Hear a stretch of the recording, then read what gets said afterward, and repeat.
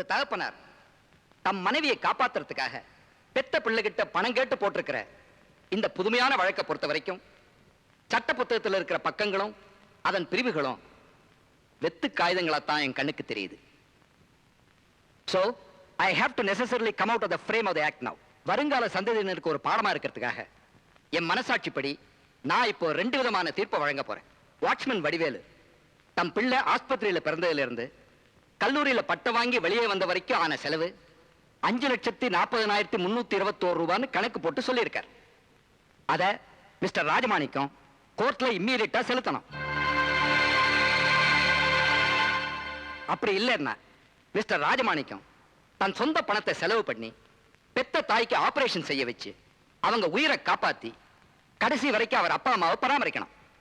இந்த 2ல அவருக்கு எதை செய்ய விருப்பமோ அதை செய்யணும்னு நான் கட்டளையிட்டு தீர்ப்பு வழங்குறேன். வேண்டாம் ஐயா, வேண்டாம். அந்த 2வது தீர்ப்பு மட்டும் வேண்டாம். உங்களுக்கு புண்ணியம் உண்டுங்க ஐயா.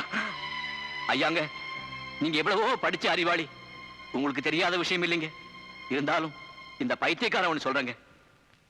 துணி தைக்கிறவன்ல இருந்து செருப்பு தைக்கிறவன் வரைக்கும், ஏர் ஓட்டுறவன்ல இருந்து கார் ஓட்டுறவன் வரைக்கும் வாய் வயித்தை கட்டி அவங்க பிள்ளைங்களை படிக்க வச்சு ஆளாக்குறது இன்னார் தன் அப்பான்னு சொல்லிக்க வைக்கப்பட்டு தலை குனியதுக்காகவா? இல்லைங்க. போஸ்ட்மேன் உள்ள போஸ்ட் மாஸ்டர் ஆயிட்டான் பாத்தியா, போலீஸ் கான்ஸ்டபிள் உள்ள ஐஜி ஆயிட்டான் பாத்தியா, வாட்ச்மேன் உள்ள சேர்மன் ஆயிட்டான் பாத்தியா அப்படின்னு பெத்தவங்க நெஞ்ச நிமித்தி சொல்லி சந்தோஷம் பண்ணாங்க.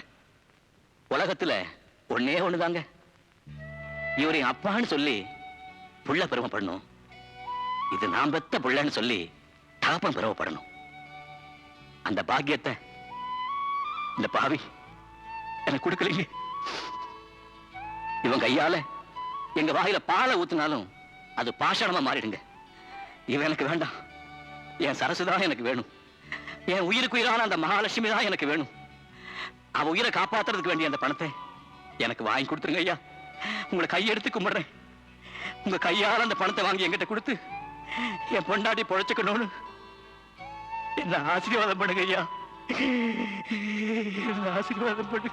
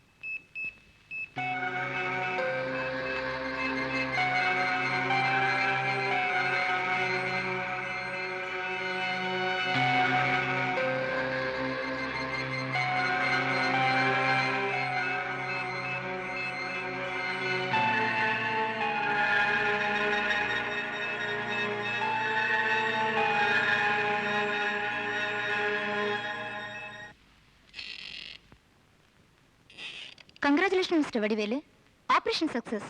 உங்க மனைவி பிழைச்சிட்டாங்க.